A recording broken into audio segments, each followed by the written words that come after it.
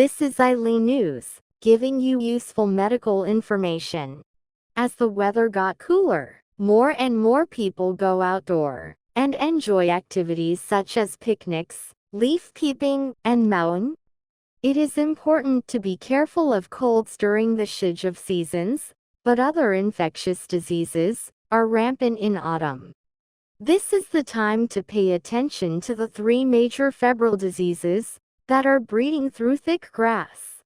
What are the 3 major febrile diseases then? First of all, Tsutsugamushi disease is a disease that is infected by the bite of larvae infected with Tsutsugamushi bacteria. Since there are many ticks in the grass, this disease occurs a lot when visiting graves or cutting grass during Chuseok. You may experience fever, chills, headaches, and large lymph nodes around the neck, and skin rashes. Incidence of Tsutsugamushi in Korea has been on the rise since the 2000s but has decreased by 36.7% compared to the previous year in 2018.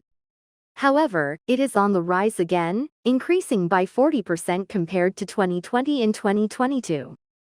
Second major febrile disease is the Hantavirus hemorrhagic fever with renal syndrome. It is caused by the virus entering the human respiratory tract as the saliva or excrement of field mice dries. And the prevention is a little difficult because it is infected through the respiratory tract.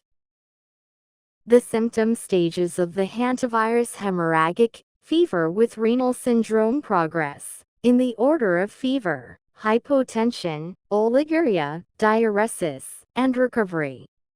You may have fever during the fever phase, and blood pressure begins to decrease during the hypotension phase. During the oliguria period, urine decreases and there is a risk of renal failure.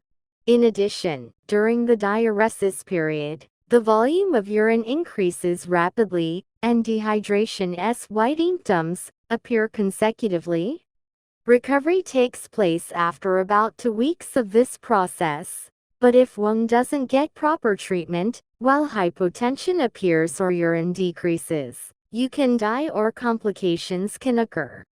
The symptom stages of the hantavirus hemorrhagic fever with renal syndrome occurs mainly in men, soldiers, and farmers who are active outdoors, and occurs in about 400 people every year.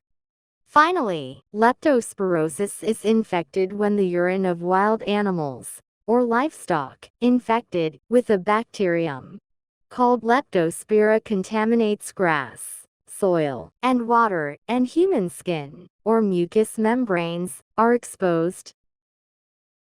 The symptoms of leptospirosis include fever, chills, muscle pain, headache, diarrhea, and rash. Leptospirosis has recently occurred in about 100 people a year. So, what are the personal hygiene rules that helps preventing infectious diseases? First, wash clothes and wash your body after outdoor activities. Second, wear protective clothing, boots, and rubber gloves when you work in farmland. Third, try not to enter grass forests and not to go around rodents or wildlife habitats. Fourth, if you have fever within 2 weeks of outdoor activities, go to a medical institution for treatment. The weather is cooling off these days, and we have learned about autumn infectious diseases. By following personal hygiene rules, we hope you will always be in good health in this joyful outing season of autumn. Thank you for watching.